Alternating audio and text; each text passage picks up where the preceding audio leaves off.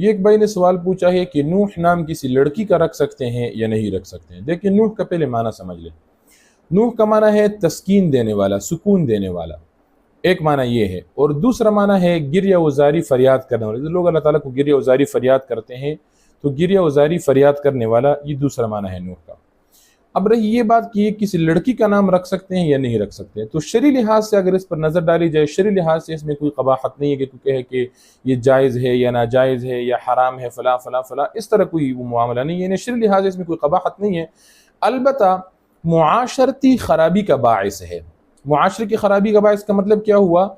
नूह एक लड़के का नाम है। जब कोई सुनेगा ये नाम तो वो लड़के का तस्वर करेगा, और इस बंदे के बारे में लड़का वो उस जहन में है कभी लड़का है।